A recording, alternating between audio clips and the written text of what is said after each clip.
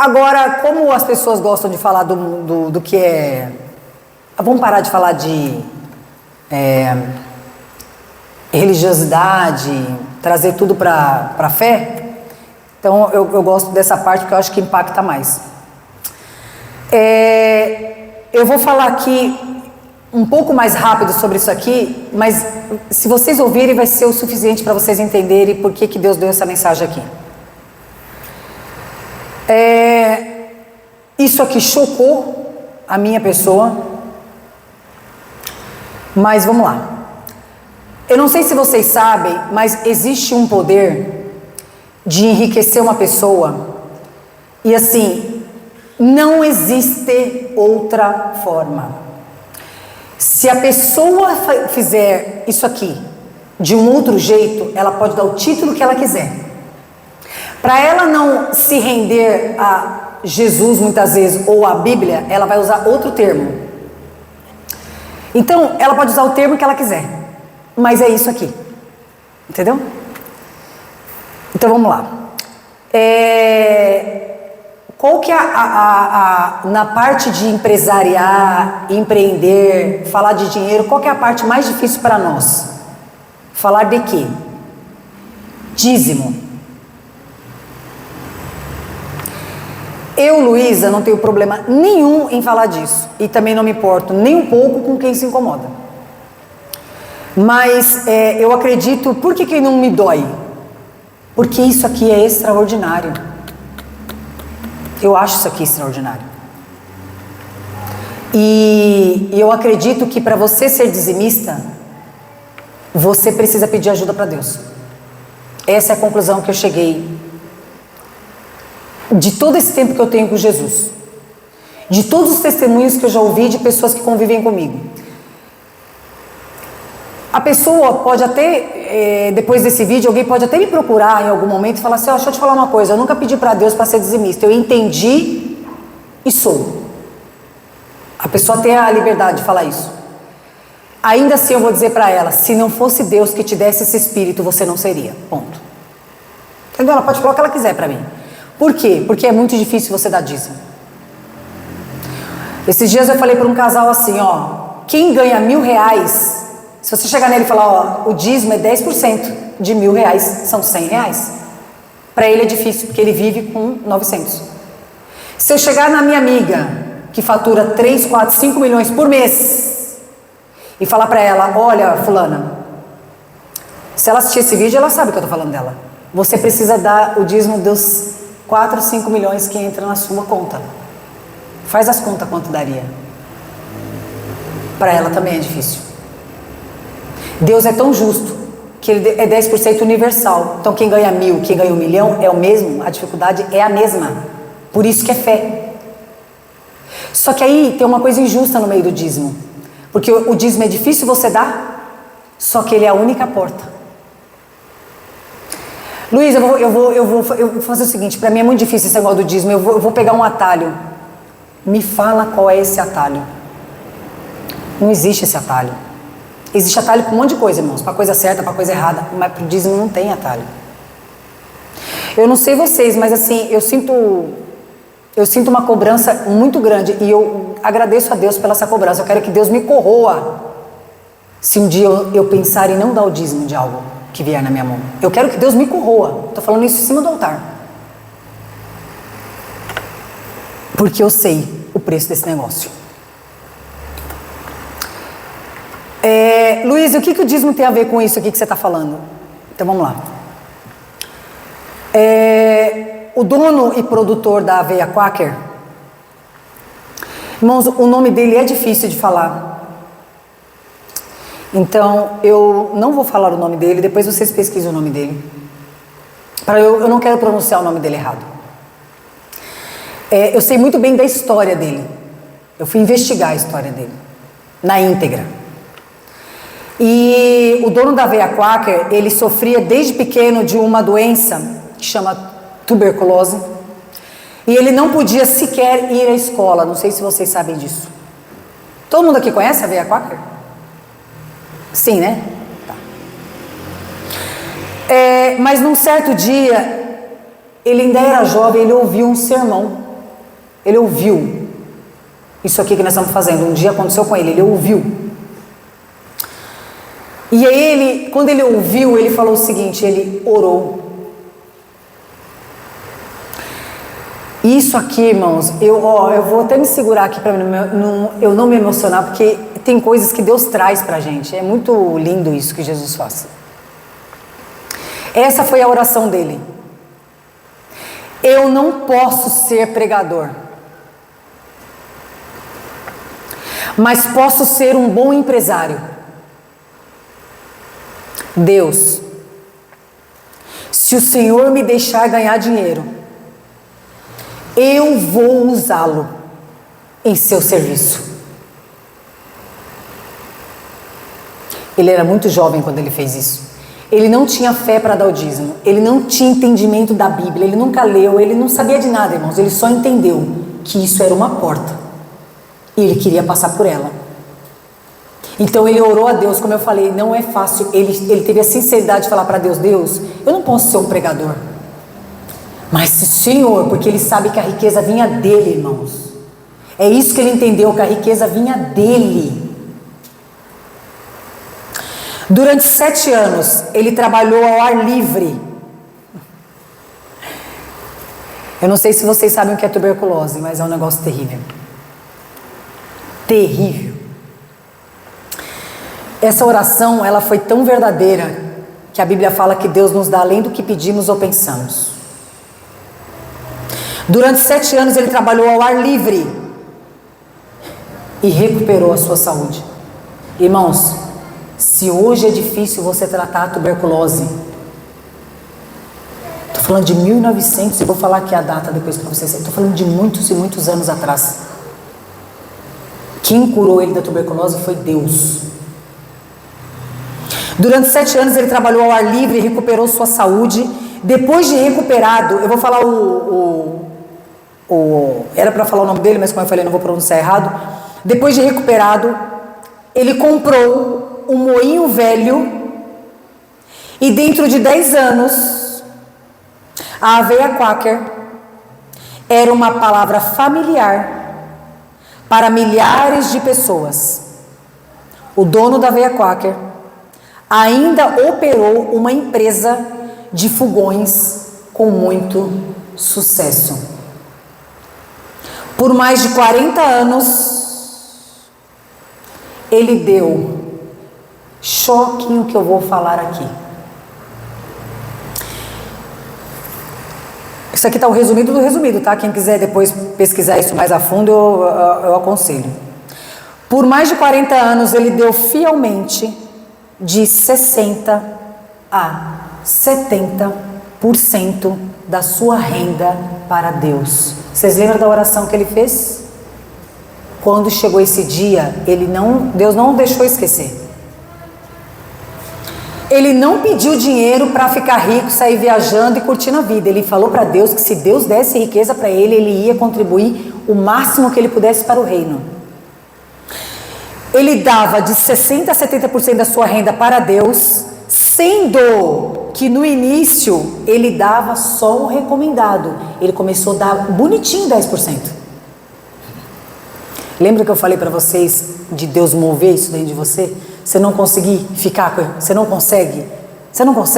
Eu não sei, irmão, se isso é temor, eu não sei se isso é amor, eu não sei, eu só sei que esse sentimento eu tenho. Esse sentimento de pegar um dinheiro e falar, não tenho coragem. Eu não tenho coragem. Não sei se é amor, não sei se é temor, mas eu não tenho coragem. Ele começou a dar dando 10% de tudo, bonitinho. O dízimo de 10% dele. Irmãos, em algum momento ali ele lembrou. Eu acho que Deus começou a abençoar tanto, e Deus o fez lembrar disso, que aqui a história dele diz que desde 1901, ainda hoje, 2023, a aveia Quaker é líder de mercado. A companhia fatura hoje mais de 10 milhões de dólares por ano.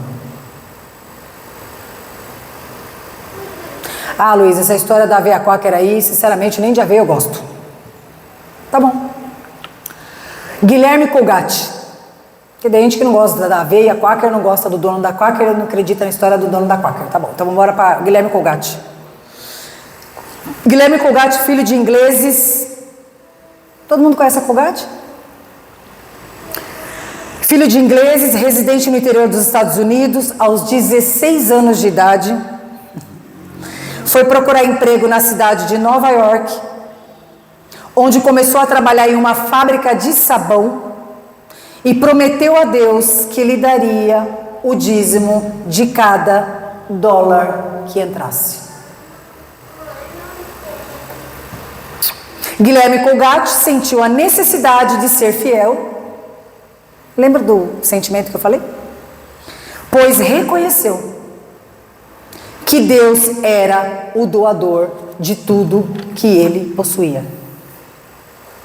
2 anos depois, decidiu começar um negócio próprio. Quando nós estávamos vindo para cá, eu estava falando de uma pessoa que começou a trabalhar com o pai, aprendeu tudo do negócio e agora resolveu empreender.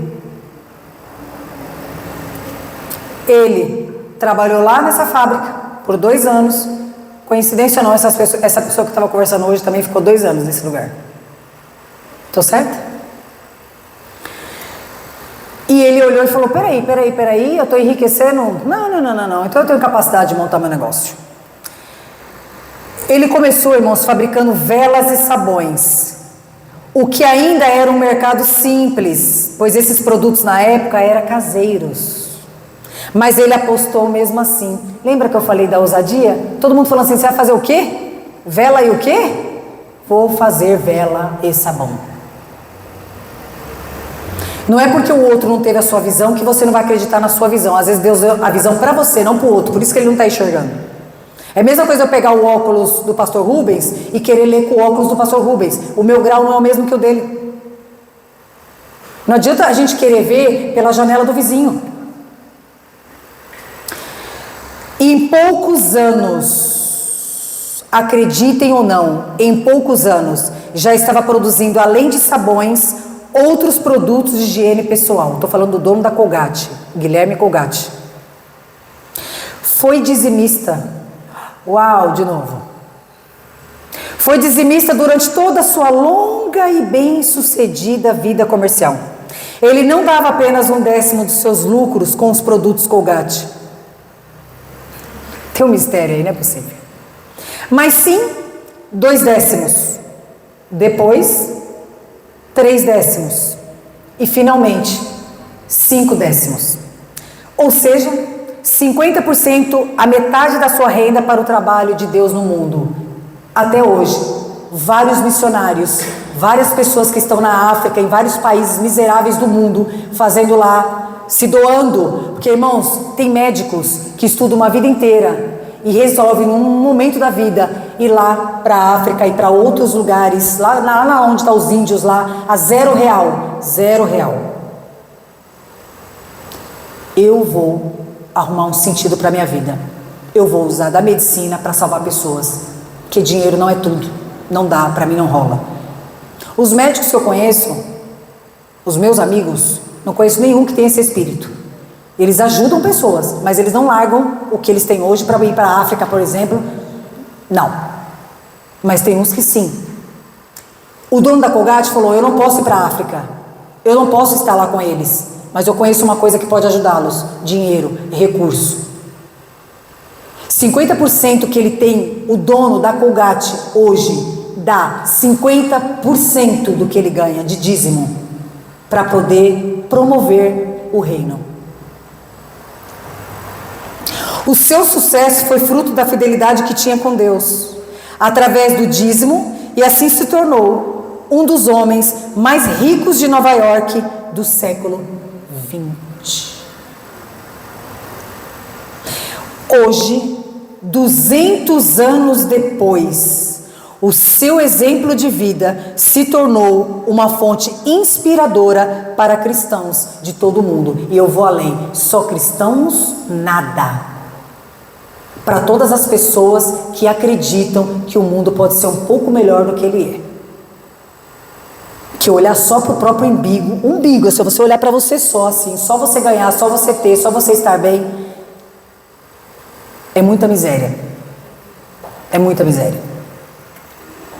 Luiz, eu não gosto de escovar os dentes, não gosto da Colgate, realmente o problema dele, se ele dá 50% de dízimo, eu não consigo dar nem 10, quem dirá 50. Vamos para a história de John Rockefeller.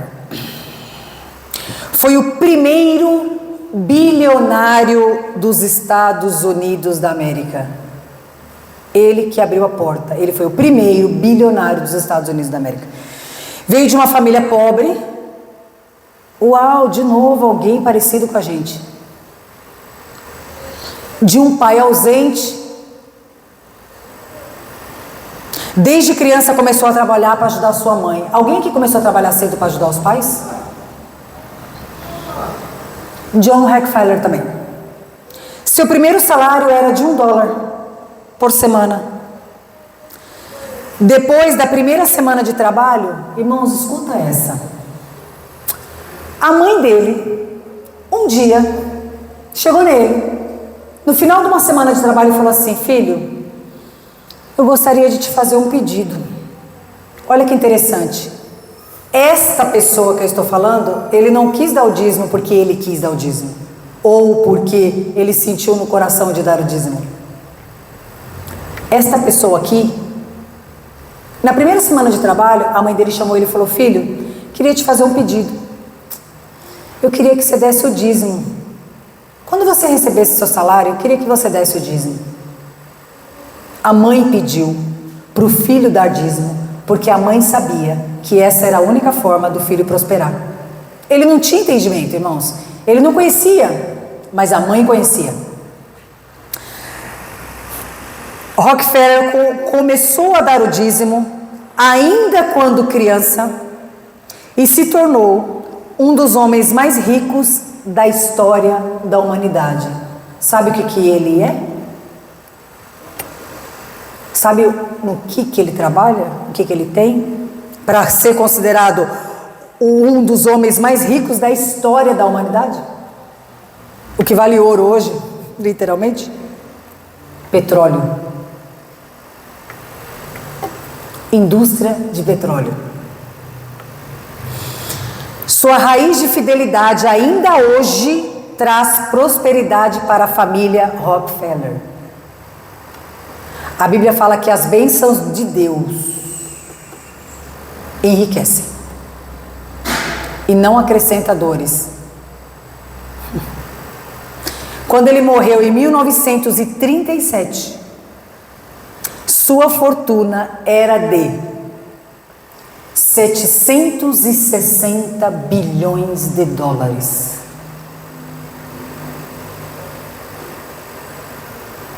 Luísa, nem de petróleo eu gosto, não tenho carro, não me interessa. E se a minha mãe pedir, minha esposa pedir, meu filho pedir para eu dar dízimo, eu não vou dar dízimo. Então vamos fechar a história com David Green, proprietário da empresa Hobby Lobby, uma empresa que começou de forma humilde no início dos anos 70. Essa história aqui, irmãos, ela tem um brilho especial assim, ó. Não consigo, essas três para mim são surreais, mas essa aqui ela tem um brilhozinho assim, ó, uma purpurinazinha assim, ó. Essa empresa ela começou nos anos 70. Hoje ela conta com cerca de 20 mil funcionários, 450 lojas em 39 estados. É o número 1. Ele é o número 136 na lista da revista Forbes dos 400 americanos mais ricos, com uma fortuna de nada menos de 2,5 bilhões de dólares. Por que isso aqui tem uma purpurina? Porque ele também teve uma conversa com Deus. Olha o que ele falou. Há tantas decisões a serem tomadas. Quando ele estava falando isso, irmãos, é porque a empresa, nós estamos falando de uma empresa que tem 20 mil funcionários, mais de 450 lojas e mais de 30 estados. Como que você consegue administrar um negócio desse? O que é reconhecer a nossa insignificância na Terra? Eu acho que eu resumiria isso aqui que ele falou nisso. A pessoa olhar para ela, porque olha a potência dessa pessoa que eu estou falando aqui. E ele, com essa potência, ele olhou para ele e falou: nunca eu conseguiria administrar esse negócio com a força do meu próprio braço. Ele disse assim, Deus, olha o que ele falou, ele disse assim, ó, Deus nos soprou para os céus. Ele falou que Deus fez isso aqui com ele, ó, com eles, com a empresa, com essa vitória toda. Deus nos soprou para os céus. Nós sabemos que Deus está entre nós e Deus é glorioso. Quem é que fala que rico não acredita em Deus, rico é ruim, rico é ateu, rico é orgulhoso, rico é... Tá, tem essa categoria menor aí. Mas tem muita gente relevante que sabe que ele só tá... Isso tudo que ele tem é emprestado. Que a Bíblia fala que todo ouro, toda prata pertence a Deus. Então é emprestado. Ele tem consciência disso aqui. Ele falou assim, há tantas decisões a serem tomadas e que não conseguimos sem Deus. E o Espírito Santo nos guiando. E tem sido muito importante para nós, nossa família, nos apoiar no Espírito Santo. Quando ele falou isso, é nos apoiar orando e crendo que Deus está nos iluminando para fazer isso. Olha a importância da família. Olha os valores da pessoa. Olha os princípios aqui, ó. Green construiu seus negócios baseado em princípios bíblicos. Uau, que coincidência. Ele ainda disse assim, ó, nós sempre temos laços com algo que nos foi ensinado. Nós também fomos ensinados que isso não é dar. Ele falou, irmãos, que dar é algo divino. Ele está dizendo aqui, irmãos, que ninguém é bonzinho, não. Quando você doa algo, seja o que for, ele está dizendo que vem de Deus primeiro, não vem do ser humano. Quando Jesus um dia foi abordado, bom mestre, ele falou, por que está me chamando de bom? Bom só há um, que é Deus. Então esse negócio de eu sou bom,